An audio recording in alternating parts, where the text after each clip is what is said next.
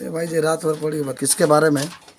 पराग कोश के बारे में। ये पराग कोश, पराग कोश के बारे में हम लोग पहले चर्चा करेंगे, ठीक है। तो पराग कोश किसमें पाया जाता है याद है? वह पुष्प के जो नर जननांग होता है ना, उसके तहत ये पाया जाता है। कौन? पराग कोश। पराग कोश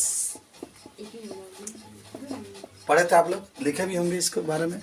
पराग कोश जो होता है द्विपालित होता है, आपको याद भी होगा इस तरीके से।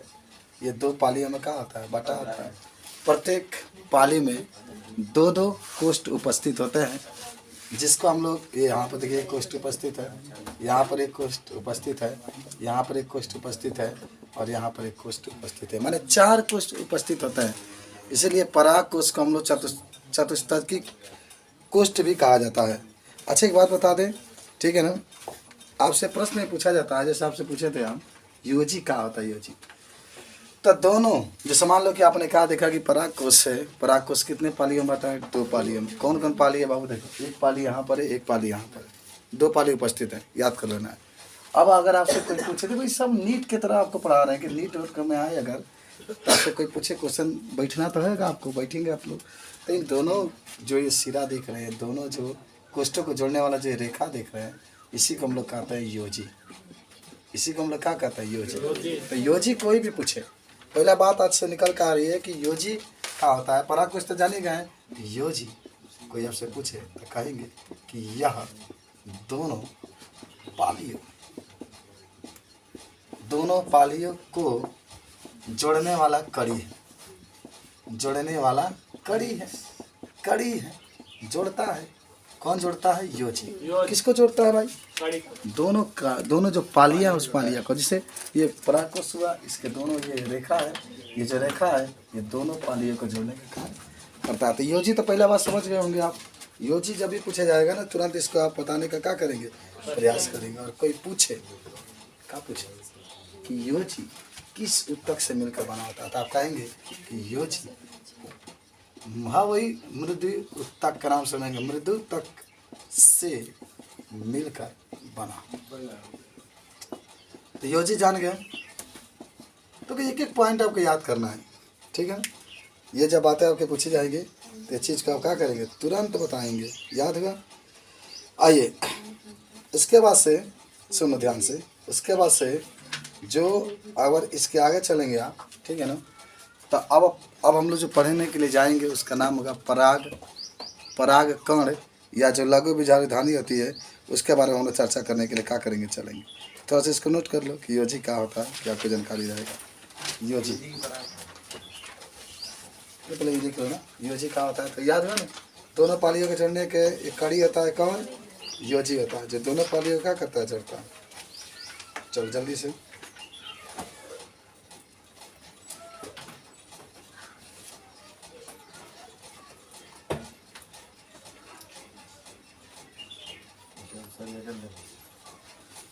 चलिए, हो गया।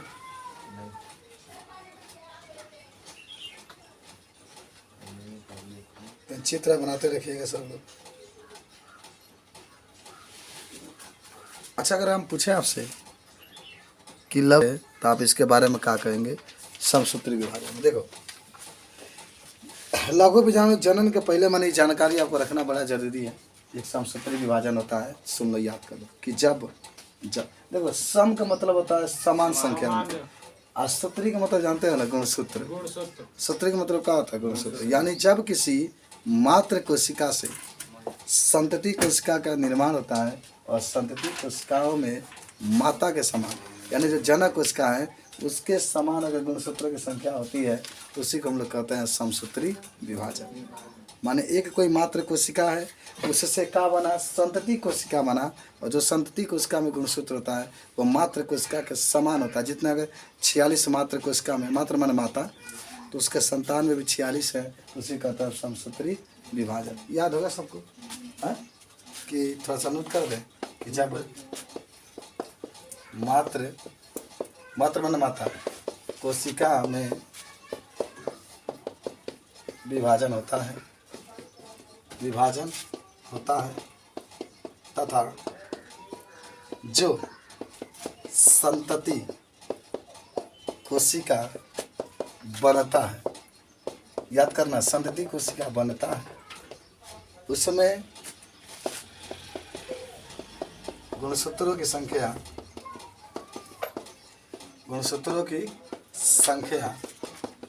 किसके समान होती है? मात्र कोशिका के संख्या के बराबर होती है। संख्या क्या होती है? बराबर होती है। तो इसे भाई समसूत्री विभाजन कहते हैं। समसूत्री विभाजन कहते हैं। बिल्कुल माता के समान होती है, बिल्कुल माता के समान होता है। जितना गुणसूत्र मात्र कोशिका में रहेगा, जनक कोशिका में रहेगा, उतना ही गुणसूत्र उसके संतति कोशिका में रहता है। उसी को हम लोग कहते हैं समसूत्री विभाजन। देखो जैसे मैं तुमको बताता हूँ, मान लो कोई ये जनक कोशिका, चलो ब्लैक रेड से बताते हैं तो आपको, मान लो कोई आपके पास जनक कोशिका है, ये क्या है? जनक कोशिका है, और इसमें 46 गुणसूत्र हैं। कितने? 46। इसमें हुआ विभाजन, बने 2 संतति कोशिका, नए 2 संतति कोशिका बने, और इसमें भी गुणसूत्रों की संख्या होती है कितना? 46। तो इसी को हम लोग कहते हैं, देखो 46 संतति कोशिका है। ये संतति माने संतान, ये संतति कोशिका है, और ये भी आपके पास संतति कोशिका है। तो दोनों में जब समान संख्या उपस्थित होती है ना, गुणसूत्र, देखिए सम का मतलब होता है समान, और सूत्री का मतलब होता है गुणसूत्र। संतति में समान गुणसूत्र होता है, जितना उसके जनक में है, जितना उसके माता में, उतना ही संतान में अगर है तो उसे कहते हैं समसूत्री विभाजन। याद रहे, कल बता दें पूरा। चलो समसूत्री के बाद आते हैं हम लोग नेक्स्ट पॉइंट के पास, बड़ा फेमस, जो कि लघु बीजाणु घानी का निर्माण होगा, अर्धसूत्री विभाजन। आपको याद हो? आधा, लेकिन एक बात जरूर याद रखिएगा, आधा तो बनता है, लेकिन ये अर्धसूत्री विभाजन आप 11 में पढ़े होंगे, 2 प्रकार का होता है, 2 स्टेप में कंप्लीट होता है। याद है ना? याद है? होते ना कैसा? चलिए लिख लिया, मैं तो आगे बढ़ता हूँ। चलिए मिटा दे। 46 इसमें जनक में, 46 इसके संतान में भी होंगे, 46 होता है।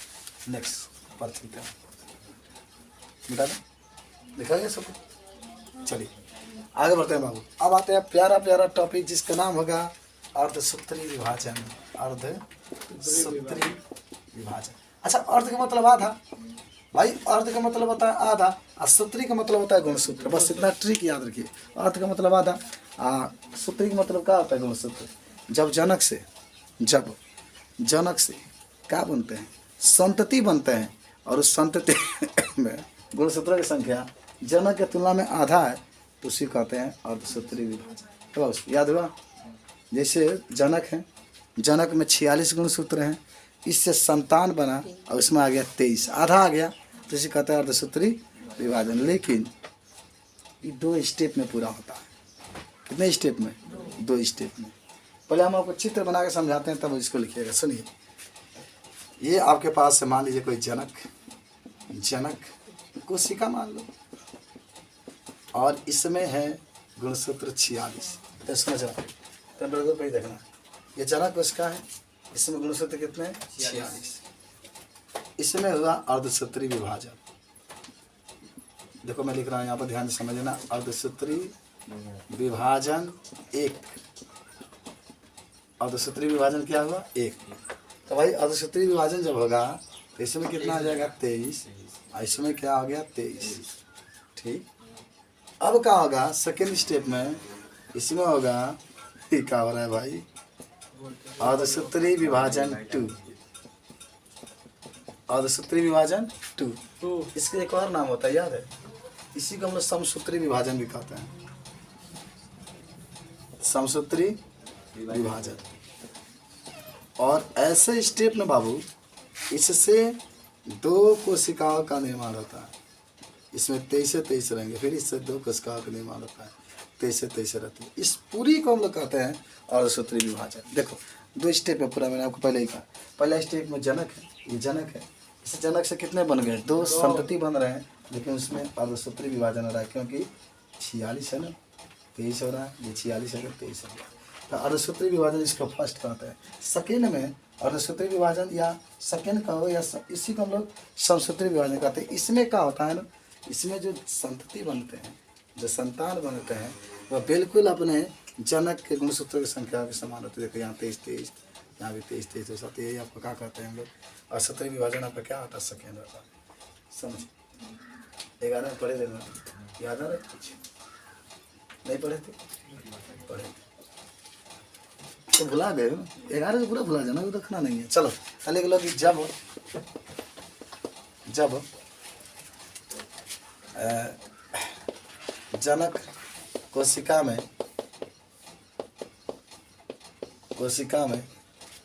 विभाजन होता है, विभाजन मतलब अर्धसूत्री विभाजन होता है, अर्धसूत्री विभाजन होता है और संतति कोशिका का निर्माण होता है, संतति कोशिका का निर्माण होता है। तो उसमें गुणसूत्रों की संख्या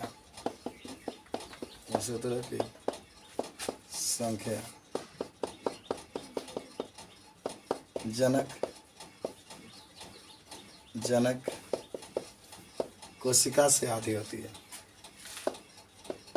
जनक कोशिका से आधी होती है। यह 2 चरणों में पूरा होता है, यह 2 चरणों में पूरा होता है। चलिए भाई, समझ गए होंगे आप इसको। जब भी मैंने आपसे पूछेगा ना, तो ये चीज़ को आप तुरंत बताने का प्रयास करेंगे और बता देंगे। और देखो, इसी विधि का इस्तेमाल किया जाता है किस में मालूम है? बीजाणुजन में।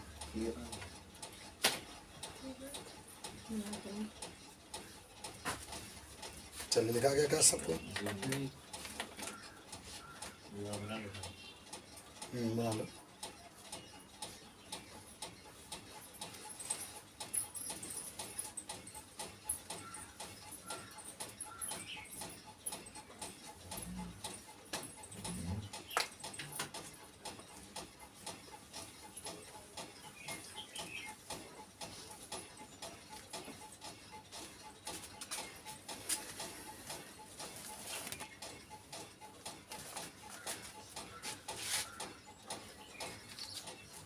चलिए, ये नहीं जलेगा। देखो, ये नहीं जल सकता। पूछो क्यों? पूछो क्यों? क्योंकि इन्वर्टर है। वो जलेगा तो इन्वर्टर ही जलेगा, बाकी कुछ नहीं जल सकता है। जितना पंखा, विद्युत बल्ब, जितना टीवी, वो भी मोबाइल, सब सेफ है। जलेगा तो वही जलेगा, नहीं तो नहीं जलेगा। वो नहीं जलेगा ना। 66 महीना है, देख रहे हो यहाँ पर, जलेगा, कोई दिक्कत नहीं। आइए, बीजाणुजन उत्तक का होता है, आपको याद है ना? याद करिए तो थोड़ा सा आपको परिचय कराता है। ये ध्यान से देखना एकदम। भाई, आपको याद होगा कि ये 4 परतें पाई जाती है। किसमें?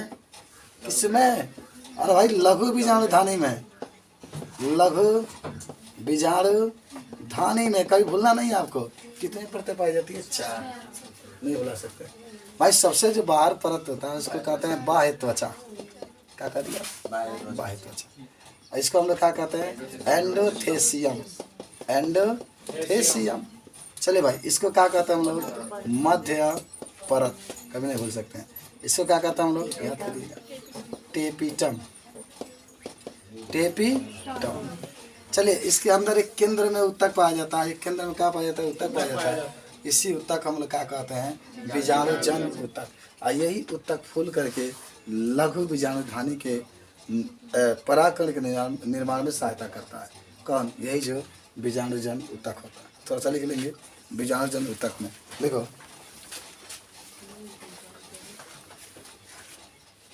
जब परागकोश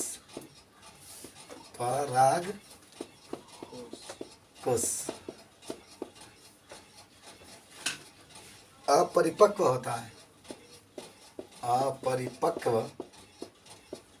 है,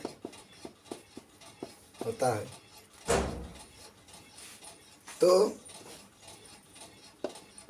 सजे हुए माने इसके अंदर जितनी कोशिकाएं सज करके दिखाई दे रहा है, सजे हुए कोशिकाओं के समूह को, सजे हुए कोशिकाओं के समूह को बीजाणु जन उत्तक कहते हैं। चलो भाई, बीजाणु जन उत्तक कहते हैं। कहाँ स्थित होता है बाबू, कहाँ स्थित होता है? यह लघु बीजाणु धानी के केंद्र में स्थित होता है, के केंद्र में स्थित होता है। कभी आप भुला नहीं पाएंगे इसका, आप कभी नहीं भुला पाएंगे कि भुला जाएंगे। बस इतना याद रखना है कि यह चलो क्या हुआ है भाई, आराम कर रहा है ना? ठीक है कि ये लघु बीजाणु धानी के केंद्र में पाया जाता है। कौन पाया जाता है? कौन पाया जाता है? बीजाणु जन उत्तक पाया जाता है।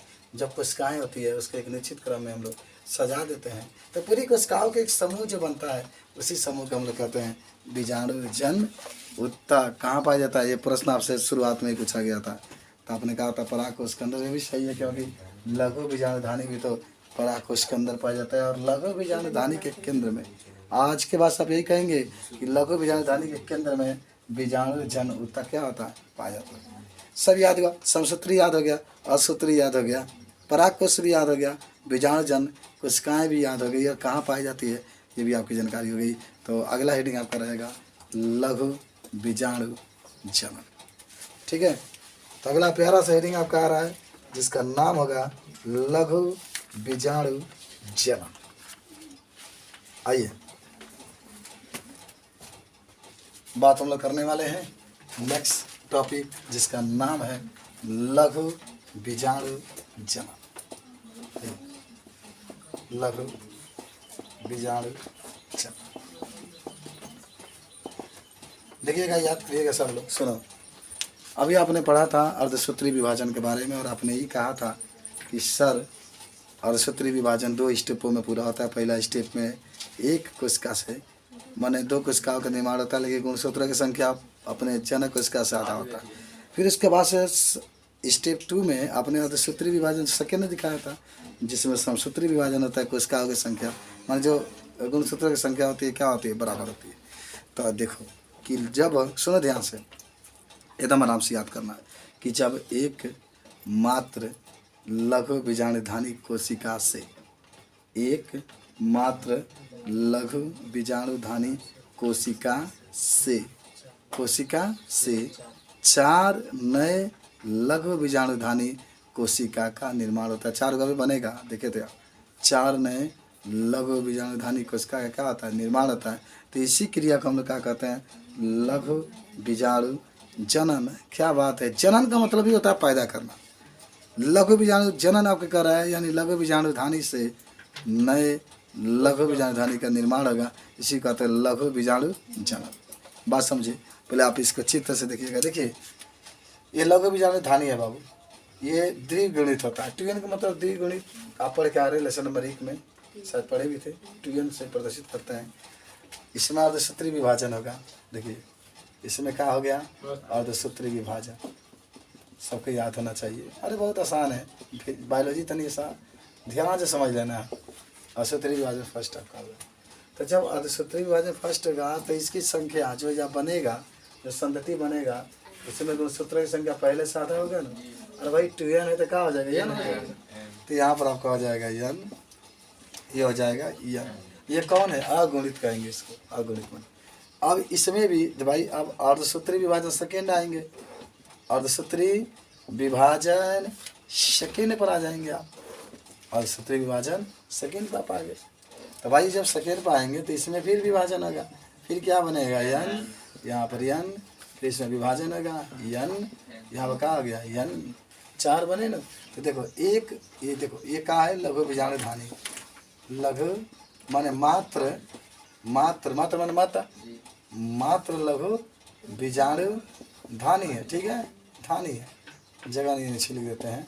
और इससे ये 4 कितने बने बाबू? 4 संतति, यहाँ पर लिख देते हैं 4 संतति लघु बीजाणु धानी का निर्माण हुआ है। इसी प्रक्रिया का कहते हैं हम लोग लघु बीजाणु जनन करते हैं। समझ में आया? बता दो सर, मुझे नहीं याद होगा कि नहीं? चलिए तो लिख लेते हैं इसको हम लोग।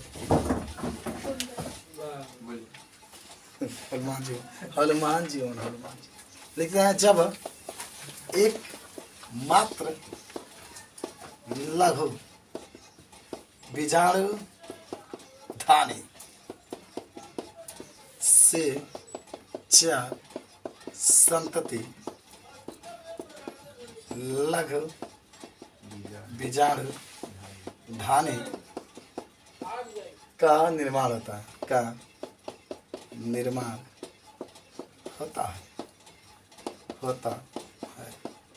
तो इस प्रक्रिया को क्या कहेंगे बाबू? लघु बीजाणु जनन कहते हैं। इसमें अर्धसूत्री विभाजन होता है, अर्धसूत्री विभाजन होता। चलिएगा नोट कर लीजिए, इसमें कौन विभाजन होता है? अर्धसूत्री विभाजन होता है।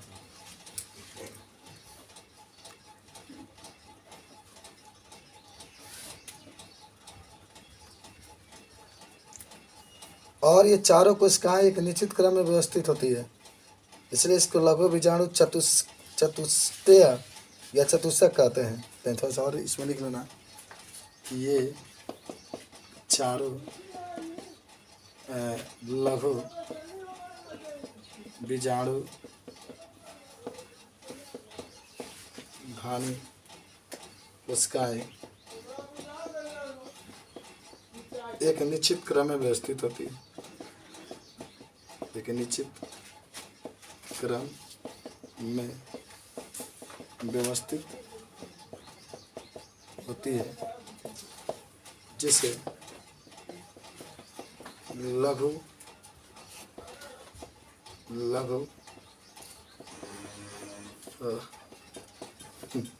लेनिए भाई, तभी तेज चले। लघु बीजाणु धानी चतुष्टय कहते हैं भाई। एक निश्चित क्रम में व्यवस्थित होता है। चारों देखिए ना, तो इस तरीके से बना देते हैं चित्र, यहाँ फिर यहाँ फिर यहाँ फिर यहाँ, इसके चारों एक परत भी होता है, ठीक है ना। कैलोज इसको कहते हैं, इस परत का नाम है कैलोज। लिख दिखा, इस परत का नाम है कैलोज। आई परत के सुनो आई कैलोज परत है, इसी के अंदर एक चारों कोशिकाएं हैं।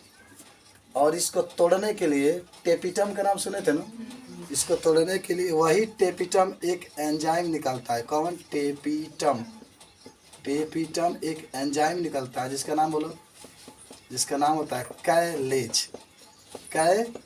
अच्छा, कौन एंजाइम होकर एज जरूर आता है, एज। जैसे सुक्रोस होता है, उसके लिए सुक्रेस आता है। लैक्टोस होता है, इसके लिए लैक्टेज आता है। तो आइजन परत है ना, जो कि चारों ओर से लगा हुआ है कैलोज, इसको तोड़ने के लिए कैलेज नाम का एंजाइम निकलता है, टेपिटम। कौन निकलता है? टेपिटम। और ये टूट जाता है, फिर ये कोशिकाएं अलग हो जाती है, फिर परागकण करेंगे। इसको नोट कर, ये परत का नाम याद कर लेना, कैलोज होता है। चलो, परागकण का निर्माण देखो। परागकण का निर्माण बाबू होता है, जानते किससे? परागकण का निर्माण होता है लघु बीजाणु धानी से। लघु बीजाणु धानी से इसी के अंदर निर्माण होता है। तो होता क्या है देखो, सबसे पहले सुनो, जब भी मैंने पराग कोष परिपक्व होकर स्फुटन होता है ना, तो लघु बीजाणु एक दूसरे से अलग हो जाते हैं और परागकण का रूप में विकसित हो जाता है। आपने कल पढ़ा था ना, एक बार समझाते हैं थोड़ा सा, एकदम समझना स्टेप। देखो पूरा चित्र, इसीलिए हम आपको बता रहे हैं, पूरा चित्र आपको बताना था नहीं कि मान लीजिए कि आपके पास क्या होता है, ये पराग कोष है। मान लीजिए पराग कोष के अंदर क्या होता है? पराग, पहले तो लघु बीजाणु धानी होता है। चलो, लघु बीजाणु धानी होता है। अब जब ये पराग कोष स्फुटन करता है, स्फुटन का मतलब क्या होता है? स्फुटन का मतलब होता है जैसे होता क्या, देखो ये पराग कोष है, ये दो पालियों से, ये पाली है कि ये पाली बना है। अब ये फटा, जब फटेगा ना, जब क्या होगा, फटेगा ये तो इससे लघु बीजाणु धानी अलग हो जाएंगे। कहा जाते हैं, बोले समझा रहे हैं, बोले समझा, अलग हो जाते हैं। और जब अलग हो जाते हैं तो इसी से आपका पराग कण का निर्माण होता है। किसका निर्माण होता है? पराग कण। समझिए, क्या समझिए भाई? परागकोश है, परागकोश के अंदर लघु बीजाणुधानी है। लघु बीजाणुधानी जब माने परागकोश पड़ता है, लघु बीजाणुधानी अलग होते हैं, और फिर जितने लघु बीजाणुधानी होते हैं उसी के अंदर परागकोश होते हैं, फिर पराग कण का निर्माण, उसी के अंदर पराग कण होता है, पराग कण का निर्माण। और सुनो, अब हम बताते हैं केंग इसका निर्माण होता है, केंग परिपक्व पराग कण का निर्माण होता है। तो सुनो, देखो, अगर आप बात करते हैं किसकी? लघु बीजाणुधानी की। चलो भाई, ये लघु बीजाणुधानी है, ध्यान से देखना। इसके अंदर एक केंद्रक होता है। क्या होता है? केंद्रक। ये केंद्रक है, ये केंद्रक है। क्या है? चलिए लिखा है लघु बीजाणुधानी है, तो फिर भुला जाओगे तुम लोग। लघु बीजाणुधानी, इसमें मात्र एक ही कोशिका उपस्थित है, एक कोशिका उपस्थित है। ठीक है। अब क्या होगा बाबू, थोड़ा सा और आपके आगे जब स्टेप बढ़ेगा, देख लो क्या लघु बीजाणुधानी से पराग कण का निर्माण होगा। स्टेप और आगे जो तनी से जाएंगे, देखिए होगा क्या, ये होता है आपका तनी सा केंद्रक सरक करके नीचे आ जाएगा। केंद्रक है, नीचे आ गया। कहाँ गया बाबू? नीचे आ गया। और आप नाम सुने होंगे क्या? रिक्तिका का नाम सुने हैं क्या? रिक्तिका का? हाँ हाँ, नहीं सुने हैं?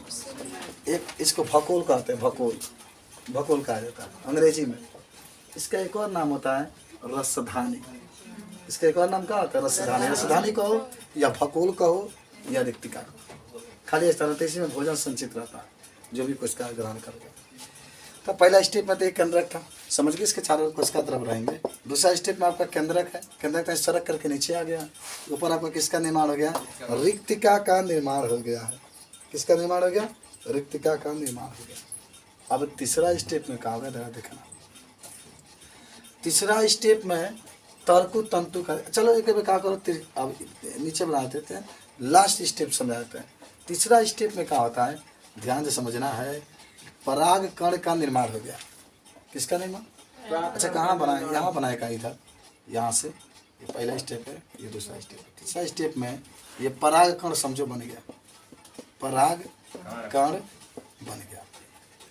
अब इस पराग कण की विशेषता समझना, खुद अपना मन से आप लोग लिखिएगा, खाली समझा देते हैं, लिखा जाएगा ना।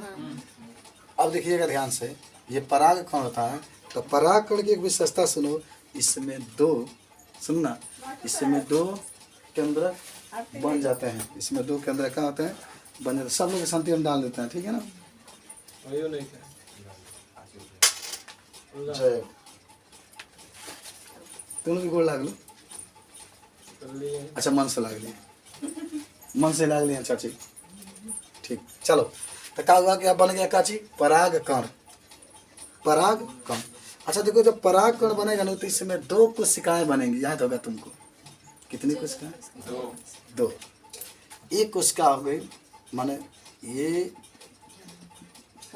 बड़ा होगा, आई का होता है छोटा होता है, ठीक है। एक छोटा होगा, दो यहाँ बीच में से एक ऐसे परत बन जाएगी। तो जो बड़ा वाला होता है, देखिए आपको लिखा गया है, बड़ा वाला को क्या कहते हैं? काई कोशिका। सब आपके किताब में लिखा गया है।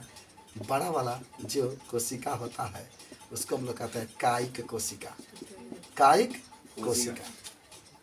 और जो छोटा वाला होता है उसको हम लोग कहते हैं केंद्रक कोशिका, केंद्रक कोशिका कि जनन कहते हैं।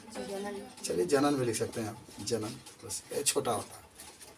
पराकण तो बन गया, लेकिन इसके अंदर कुछ विशेषता है। पराकण समझिए ना, लघु बीजाणुधानी है, पहले केंद्रक का, बाद में दूसरा स्टेप में केंद्रक बना, फिर आप कारिक्तिका बना, तीसरा स्टेप में बन गया पराकण। जो आप देखेंगे दो कोशिकाएं इसमें उपस्थित होती है। एक बड़ा सा हिस्सा होता है जिसको हम लोग कहते हैं कायी कोशिका, एक छोटा सा होता है जिसको चलो जनन कोशिका ही कह दो, जनन कोशिका कहते हैं छोटा सा। लेकिन अलग से एक चित्र हम आपको बना रहे हैं पराग कण के लिए, पराग कण के लिए यहाँ पर बनाते हैं, पराग कण के लिए ये बात याद करें, ठीक। तो देखो, इसमें दो पहले कोशिका बना दो। चलो, ये बड़ा वाला कोशिका है, बड़ा वाला कोशिका क्या कहते हैं? ये छोटा वाला कोशिका है। बड़ा वाला कोशिका को हम लोग कहते हैं कायिक कोशिका, कायिक कोशिका। सबको याद हो गया होगा। छोटा वाला क्या कहता है? जनन कोशिका, जनन कोशिका। चलो अब सुनो इसमें ध्यान से, इसमें दो परत पाया जाता है, माने दो चोल पाए जाते हैं, चोल या परत किसमें, पराग कण में। सब आप लोग दिख रहे हैं, समझ रहे हैं, कई जगह तो लिखा दिया जाएगा, नहीं तो आप समझ करके अपने आप से लिख लीजिएगा, हम आपके पास भेज देंगे, खींच करके लिख लीजिएगा, ठीक है। तो इसके कितने परत पाए जाते हैं, दो परत पाए जाते हैं, दो चोल पाए जाते हैं, एक ये है, एक बाहर भी परत पाया जाता है, बाहर भी परत पाया जाता है, थोड़ा सा जगह खाली रहता है, ठीक है ना। अच्छा जगह जो खाली होता है उसको क्या कहते हैं, जनन छिद्र, जनन छिद्र इसको कहा जाता है, जनन छिद्र कहा जाता है इसको। चलिए भाई जनन छिद्र होगा। अच्छा देखो इसमें दो स्तर होते हैं ना, इसको बाहरी वाला जो हिस्सा होता है इसको बाह्य चोल कहते हैं, बाह्य चोल कहते हैं, और जो अंदर वाला हिस्सा होता है इसको हम लोग अंतः चोल कहते हैं। क्या कहते हैं हम लोग, अंतः चोल कहते हैं, और जनन छिद्र है, ठीक। यही जैसे ना देखो जनन छिद्र का क्या कार्य होता है, तो बता के तब इस पर आ रहे हैं। जैसे आप जानते होंगे जो पराग कण होता है, कहोगे सर जी कहाँ कहाँ लेकर के जा रहे हैं, बस इतना जानो कि जो पराग कण होता है ये कहाँ जाकर चिपकता है, याद है, वर्तिकाग्र के ऊपर। जैसे वर्तिकाग्र है और ये जा रहा है, ये क्या हो रहा है, जा रहा है, कौन गया, परागकण गया, जाकर आपको याद भी होगा इसी का परागण, कल इसके या शाम को इसी के जिक्र करेंगे परागण के बारे में। ये गया जाकर इसके ऊपर चिपका, इसके ऊपर गिर गया, वर्तिकाग्र के ऊपर गिर गया, तो वर्तिकाग्र पर गिरेगा ना, तो देखो यही जो होता है जनन छिद्र, इसी से नर युग्मक निकल करके अंदर जाते हैं। जो भी चीज़ें जाने वाली है परागकण के, इसी से, इसी छिद्र से निकल करके, माने इसी से जनन कार्य संपन्न होता है, निषेचन कार्य संपन्न होता है जनन छिद्र से, ठीक है। इतना जान गए। दोनों परत होते हैं, समझ ध्यान से, जो दोनों परत होते हैं, जो बाह्य परत होते हैं वो जानते हैं किसके माने होते हैं, किसके, हाँ अभी जो आपको हम जिक्र कर रहे थे उसका नाम था स्पोरोपोलेनिन, पोलेनिन। ये पौधों में पाए जाने वाला सबसे कठोर पदार्थ है, जैसे इनेमिल आप कहते हैं दांत का, जो जंतु में पाए जाने सबसे कठोर पदार्थ है। ना कोई अम्ल, ना कोई क्षार, ना कोई लवण, कोई भी इसको आज तक ऐसा एंजाइम बना ही नहीं है कि इसको स्पोरोपोलेनिन को खत्म कर दे। तो अगर कोई आपसे पूछा कि जो पराग कण होता है उसका बाह्य परत, उसका बाह्य झिल्ली किससे बना होता है, तो स्पोरोपोलेनिन से बना होता है, जो कि संसार का सबसे कठोर पदार्थ है, सबसे कठोर पदार्थ है, पौधों में पाए जाने वाला। अगर पौधों की बात करेंगे तो इसको कोई गला नहीं सकता, ठीक है ना। कठोर ये लिख देते हैं कि आपको याद रखेंगे कठोर।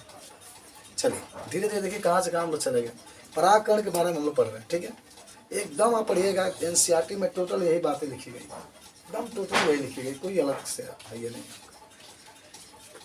चलिए अब इसका एक अंतः परत होता है, अंतः परत होता है, ये अंतः झिल्ली है ना, आपको याद होगा सेलुलोस और पेक्टिन से मिलकर बना होता है, सेलुलोस प्लस पेक्टिन, इससे मिलकर के बना होता है। जो अंतः झिल्ली होती है वह सेलुलोस और पेक्टिन से मिलकर के बना होता है। तो यही है परागकण की पूरी संरचना, समझे बात को। पूरा ये कहानी अगर यही बना करके लिखेंगे तो लिख सकते हैं। सुनिएगा ध्यान से कि आप कहिएगा परागकण जो होता है नर युग्मक भीद का प्रतिनिधित्व करता है। यानी नर युग्मक भीद का मतलब क्या होता है कि नर में होता है, नर युग्मक भीद क्यों कह रहे हैं भाई, इसके पीछे राज है। नर, अच्छा तो समझाते शब्द को, नर युग्मक, युग्मक को एक लिखाई, युग्मको भीद क्यों कहा जाता है, इसके पीछे रीजन देखिएगा, रीजन ई होता है। अच्छा याद रखिएगा पौधों में हमेशा द्वि निषेचन होता है, द्वि दो बार निषेचन होता है। अगर रह जाएगा ना, देखिए हाँ पहले समझ लीजिए कि नर युग्मक भीद क्यों कहते हैं। आप कहेंगे कि जो पराग कण होता है उसमें दो कोशिकाएं उपस्थित होती है, इसलिए इसको युग्म के रूप में कहा जाता है। नर युग्मक भीद का मतलब होता है कि नर का प्रतिनिधित्व करता है, नर युग्मक होता है, और ये जोड़े के रूप में एक कोशिका बड़ा एक छोटा होती है, जब दो कोशिका इसके अंदर उपस्थित होती है इसीलिए इसको हम लोग नर युग्मक भीद कहते हैं। युग्मक भीद का मतलब ये होता है ना कि एक परागकण है लेकिन इसमें कितनी कोशिकाएं हो रही हैं, दो एक बड़ी हो रही है जिसको काई कोशिका कहते हैं, एक छोटी हो रही है जिसको जनन कोशिका कहते हैं, ठीक है। अच्छा देखो एक भी चीज़ बता देते हैं कि अधिकतर पौधों में, समझ लो बात को तनी, अधिकतर ये लिखा जाएगा ना, मोबाइल पर बैठ के एक बार देख करके आप लिख लीजिएगा, लिखाएंगे तो 1 घंटा लग जाएगा इसको, समझ रहे हैं बात को, समझ करके लिख लीजिएगा अपने आप से। और नहीं तो आपको बता दीजिएगा, तो ये कॉपियाँ होंगी उसमें आपको खींच करके भेज दिया जाएगा। जी ना, कहिएगा भेज देंगे तो ठीक है। तो देख लीजिए, चलिए मिटाएं सब, बताइए कोई दिक्कत नहीं होना चाहिए। देख लीजिएगा 2 कोर्स किया है। आगे बताते हैं हम आपको नेक्स्ट। एनसीईआरटी किताब में एक लाइन मिलेगा, एक जब आप पढ़ेंगे, जानते हो क्या कि अधिकतर पौधों में, लगभग अधिकतर पौधों में, यहाँ ध्यान रखिएगा, अधिकतर पौधों में लगभग, बस 5 मिनट पढ़ेंगे, लगभग 60% पराग, अधिकतर पौधों में स्कूल से आ रहा है, अधिकतर पौधों में लगभग 60% पराग कण कैसा होता है मालूम है? 2 कोशिकीय होते हैं, 2 कोशिकीय होते हैं। चले भाई 60%, अभी आपने देखा था ना, ये क्या है आपका, ये क्या है, परागकण है ना। तो एक बड़ा सा कोशिका था ना, एक बड़ा सा कोशिका था, और एक क्या होता है, छोटा सा कोशिका था। ये एक जनन है, ये क्या है, अधिकतर 60% पौधों में ये पाया जाता है। चलिए दूसरा, अधिकतर पौधों में लगभग कितने प्रतिशत, 40% पौधों में, सोच करके आप कहेंगे कि सब 3 कोशिकीय परागकण पाए जाते हैं। कहाँ पे से कभी नाम सुने थे, परागकण पाए जाते, समझ गया बात। अब सुनिएगा ध्यान से, ये 3 कोशिकीय होता का सुनिए।